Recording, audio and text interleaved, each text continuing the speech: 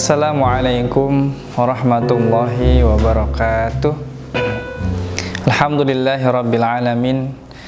Alhamdulillahilladzi hadana li hadza wa ma kunna linahtadiya laula an hadanallah.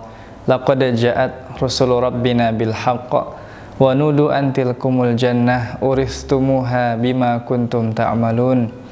Asyhadu an la ilaha illallah wa asyhadu anna Muhammadar Rasulullah sallallahu alaihi wasallam wa ala alihi wa ashabihi amma ba'd.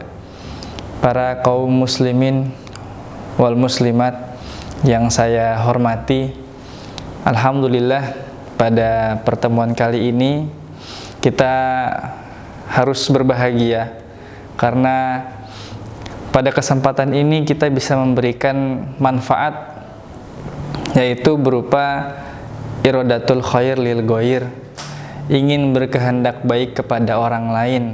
Dalam konteks ini kita saling memberi kebaikan berupa berbagi hikmah dari suatu nasihat atau sebuah nasihat yang dilontarkan, yang mana isi nasihat tersebut tidak terlepas dari dalil-dalil yang Allah firmankan dan juga Rasulullah SAW sudah sabdakan atas dasar wahyu dari Allah. Para saudaraku sekalian, kita sebagai orang iman, jelas kita memiliki contoh atau panutan hidup, yang mana panutan hidup yang paling baik bagi umat Islam, terutama bagi kita di akhir zaman ini, umat akhir zaman, panutan kita selayaknya adalah Nabi Muhammad SAW. Yang kita tahu sendiri, akhlaknya Nabi itu bisa Allah terangkan seperti akhlaknya Al-Quran. Sehingga kalau kita ingin mencontoh akhlaknya Nabi, perbanyaklah kita mempelajari tafsir Al-Quran, mempelajari makna, keterangan-keterangan yang ada di dalam ayat-ayat Al-Quran untuk mengetahui bagaimana memiliki akhlaknya Nabi. Dan para saudaraku sekalian, kenapa begitu penting bagi kita untuk mencontoh akhlaknya Rasulullah?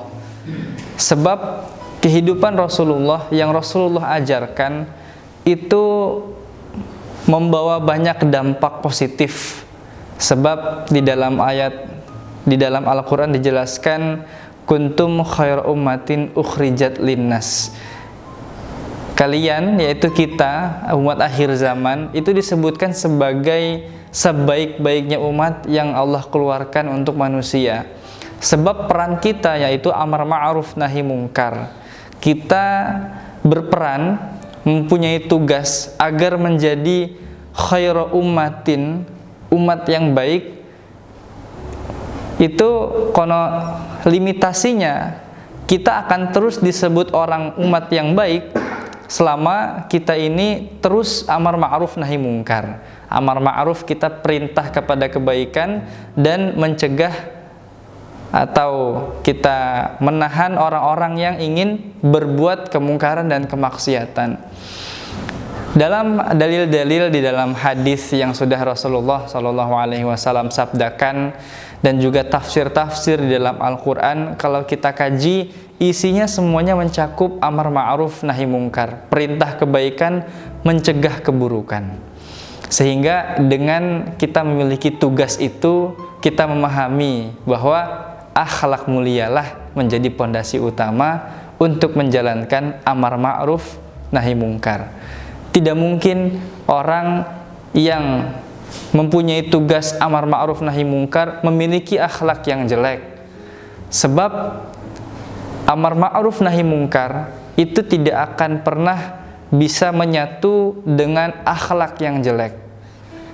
Ya, karena agama Islam itu perlu tegak lahir maupun batinnya. Begitupun kita sebagai pelaksananya. Baik saudaraku sekalian, kalau kita memahami tentang akhlak, apakah akhlak itu bawaan atau akhlak itu bisa dibentuk? Mungkin dari kita ada yang bingung dengan diri kita sendiri. Saya ini udah terlanjur menjadi orang yang otaknya keras, dan dari kecil terdidik dengan teman-teman bermain yang seperti A, B, dan C, sepertinya tidak mungkin untuk saya memiliki akhlak yang baik. Barangkali ada yang seperti itu. Nah, kita coba pelajari tentang hadis yang dari riwayat Ahmad, yang mana hadisnya berbunyi, innallaha qasama bainakum akhlaqakum kama qasama bainakum arzaqakum wa innallaha yu'tid dunya ma yuhibbu wa man la yuhibbu wa la yu'tid dina illa liman ahabba faman a'tahu Allahu dina faqad ahabbah. Jadi Allah membagikan akhlak kepada kalian itu sebagaimana Allah membagikan rizki kepada kalian. Dan disandingkan lagi dengan dalil sambungannya yang berbunyi, Allah itu memberikan dunia kepada orang yang Allah cinta maupun yang tidak cinta. Dan Allah memberikan nikmat berupa agama itu hanya kepada orang yang Allah cintai dengan sungguh. Nah, para saudaraku sekalian, banyak sekali di antara kita yang meminta tentang banyaknya rezeki, banyaknya harta. Namun sayang, sedikit dari kita yang minta untuk mendapatkan baiknya akhlak. Kalau kita lihat doa untuk meminta baiknya akhlak yang diriwayatkan di hadis Muslim, rawahu Muslim, salah satu hadis sahih yang mana berbunyi, Allahumma hdini li ahsanil akhlaq la yahdi li ahsaniha illa anta. Ya Allah, tunjukkanlah kepada saya akhlak yang baik, sebab tidak ada yang bisa menunjukkan pada baiknya akhlak kecuali Engkau. Kita coba doa agar mendapat akhlak yang baik. Itu kita doakan setiap kita sholat 5 waktu, agar setiap kita sholat kita sekalian bermuhasabah sembari kita berdoa tentang meminta baiknya akhlak. Nah, dengan begitu sudah ada usaha tentang bagaimana kita meraih akhlak yang baik. Lalu bagaimana, apakah akhlak itu bisa diubah atau tidak? Kalau kita sudah percaya bahwa ini sudah menjadi watak, sepertinya tidak. Kalau kita paham, ternyata watak itu terbagi menjadi 2. Watak yang mana ini sudah menjadi bawaan, jibillah, akhlak yang dari watak atau bawaan yang disebut dengan jibillah, dan juga akhlak yang bisa dibentuk dengan pola didik atau pola asuh, yaitu yang disebut muhtasibah. Nah, kalau kita memiliki watak bawaan, itu biasanya sudah terlatih secara otomatis tanpa harus disuruh. Kalau itu bisa kita lihat tentang kisah sahabat yang bernama Munzir, yang mana sahabat ini suatu ketika berada di dalam perkumpulannya. Lalu saat itu perkumpulan para sahabat ini melihat Nabi datang dari bepergian. Saat itu sahabat yang lain buru-buru segera menyambut Nabi dan cium tangannya Nabi. Lalu sahabat yang bernama Munzir ini, dia tidak segera mencium tangannya Nabi, namun beliau bersih-bersih badan terlebih dahulu. Dia mandi dulu, dia bersuci dulu. Setelah badannya bersih, dia mendekati Nabi, lalu dia cium tangannya Nabi.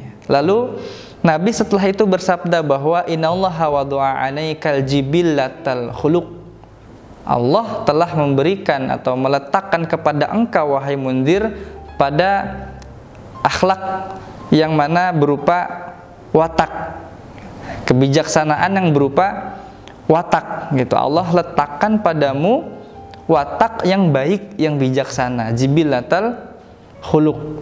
Nah, kalau kita lihat dari sahabat Munzir itu, dia memang sudah terlatih wataknya, sehingga ketika Nabi datang, yang lainnya itu segera mendekati Nabi keadaan apa adanya. Munzir ini sendiri punya inisiatif berpikir bahwa sudah selayaknya saya bersih-bersih badan terlebih dahulu untuk menyambut Nabinya Allah. Dengan begitu saya bisa mengagungkan terhadap Rasulullah. Itu adalah watak. Lalu untuk hal yang kedua, yaitu akhlak yang baik yang diraih dari kita berusaha mendidik diri, mengasuh diri, kita mempunyai pola asah, asih, dan asuh kalau kita lihat istilah Jawa, yang mana bisa diimplementasikan, diaplikasikan dalam mendidik anak. Maka itu adalah usaha agar membentuk akhlak yang baik. Sama halnya seperti sahabat yang bernama Anas bin Malik. Kalau kita tahu Anas bin Malik ini ketika kecil, yang disebut Unais, ya, Anas kecil, yaitu dia menitipkan anaknya. Ibunya menitipkan anaknya pada Rasulullah. Ibunya berkata, "Wahai Rasulullah, saya menitipkan anak saya, hadza Unais," gitu. Ini Unais, Anas kecil ya. Waktu itu Anas masih kecil, disebutnya Unais. "Saya menitipkan kepada engkau sebagai pelayan engkau, wahai Rasulullah, dan tolong doakan anak saya ini dengan doa barokah." Dan juga didoainlah kebarokahan dan juga diramut oleh Nabi. Ibunya memberikan Anas saat waktu kecil kepada Nabi untuk menemani Nabi dan juga menjadi pelayannya Nabi, jelas punya harapan besar agar Anas ini terdidik dengan orang-orang yang solih, apalagi Rasulullah SAW. Dengan begitu kehidupan Anas bin Malik akan tumbuh sesuai dengan Quran dan hadis. Makanya di sini kita bisa mempelajari tentang pendidikan akhlak yang baik.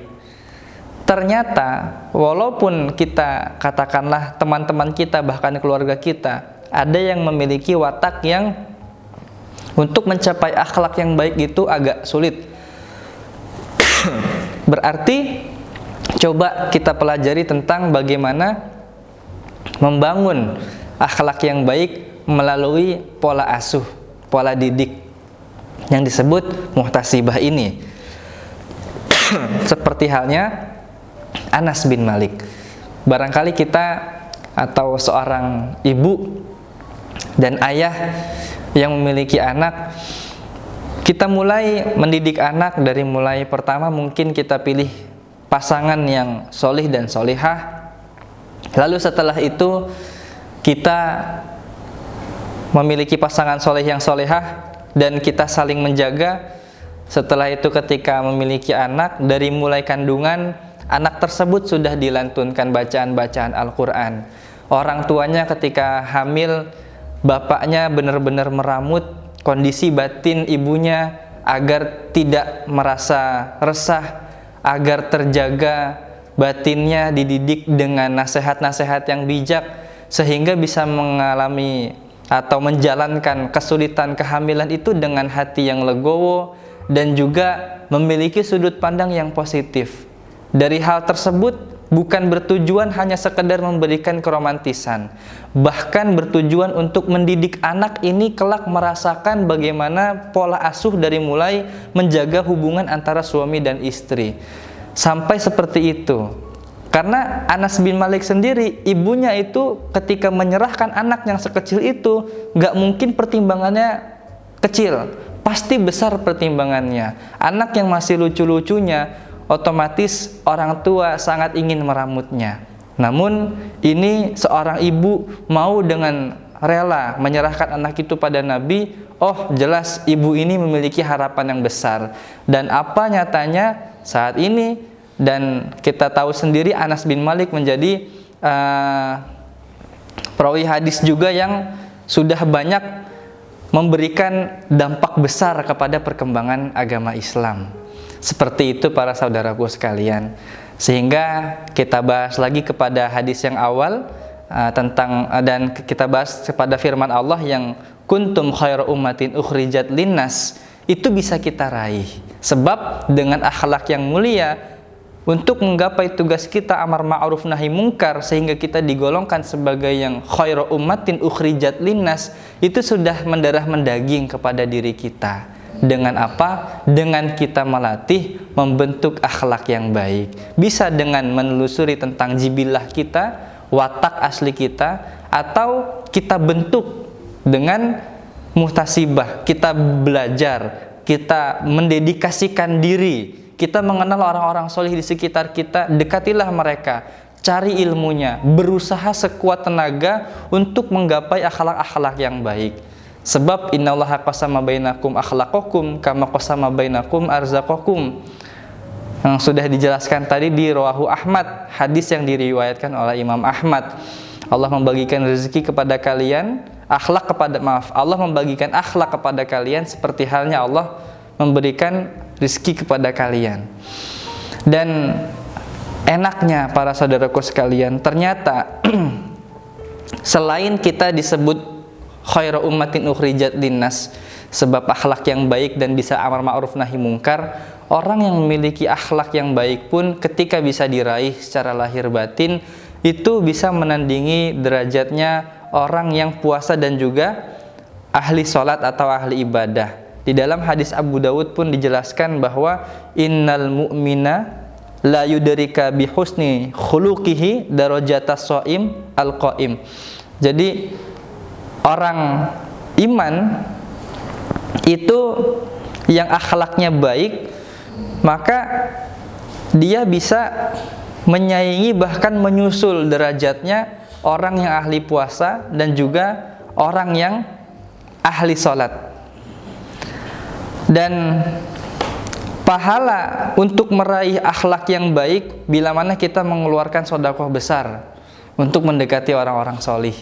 Kita mau mensodakohi mereka. Mungkin orang solih di sekitar kita ada yang sekiranya hidupnya zuhud, tidak begitu bermewah-mewahan. Kita yang ingin mengutarakan harta, mengutarakan jiwa dan tenaga kita begitu besar untuk mendekati mereka, baik itu kita memberikan sarana prasarana untuk dia memberikan kajian atau memberikan ilmu kepada kita, itu kita niati sebagai pahala mencari akhlak yang baik.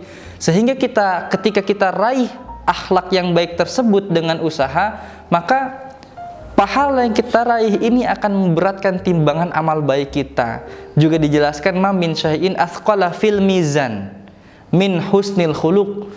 Jadi salah satu dari sesuatu yang membuat amalan atau timbangan amal baik kita di akhirat nanti berat, itu adalah akhlak yang baik. Maka tidak ada ruginya kalau kita berusaha meraih akhlak yang baik. Semoga Allah berikan kita akhlak yang mulia, sehingga hidup kita bisa banyak bermanfaat untuk orang lain dan juga mencapai derajat yang tinggi di dalam surga nanti. Baik, cukup sekian. Semoga bisa memberikan manfaat untuk kita semua. Akhir qauli hadza, wassalamualaikum warahmatullahi wabarakatuh.